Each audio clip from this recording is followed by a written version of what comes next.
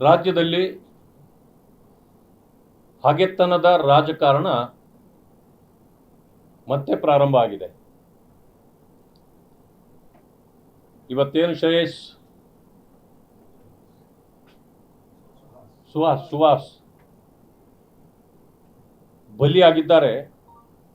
ಇದು ಹಗೆತನದ ರಾಜಕಾರಣಕ್ಕೆ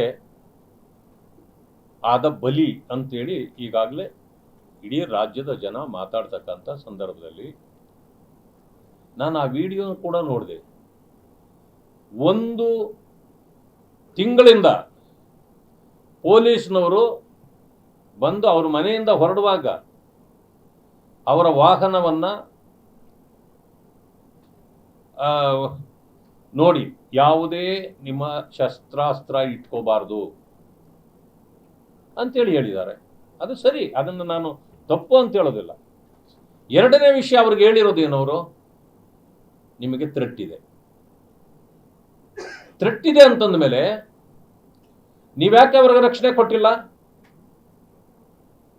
ಥ್ರೆಟ್ ಇದೆ ಅಂತ ನಿಮಗೆ ಗೊತ್ತು, ರಕ್ಷಣೆ ಕೊಡ್ಲಿಕ್ಕೆ ನಿಮಗೆ ಗೊತ್ತಿಲ್ವಾ? ಅಂದ್ರೆ ಅವರನ್ನ ನಿರಾಯುಧರನ್ನಾಗಿ ಮಾಡಬೇಕು ಮತ್ತು ಆಯುಧಗಳು ಇರ್ತಕ್ಕಂಥವರು ಬಂದು ಅವರ ಮೇಲೆ ಎರಗಬೇಕು ಅನ್ನೋದು ನಿಮ್ಮ ಇಚ್ಛೆ ಆಗಿತ್ತಾ? ಈಗ ಜನ ಮಾತಾಡ್ತಾರೆ it is A government sponsored murder ಅಂತ. ಇದಕ್ಕೇನು ಉತ್ತರ ಕೊಡ್ತೀರಿ? ಇದಕ್ಕೆ ಪೂರಕವಾಗಿ ಆ ಪ್ರಾಂತ್ಯದಲ್ಲಿ ಇಷ್ಟು ಸೆನ್ಸಿಟಿವ್ ಇದ್ರೂ ಕೂಡ ಜನ ಕೇಳ್ತಾರೆ, ಈಗ ಎಲ್ಲ ಒಂದು ಸಮುದಾಯದವರನ್ನೇ ಹೆಚ್ಚಿಗೆ ನೀವು ಅಧಿಕಾರಿಗಳನ್ನು ನೇಮಕ ಮಾಡಿದ್ದೀರಿ ಅಂತ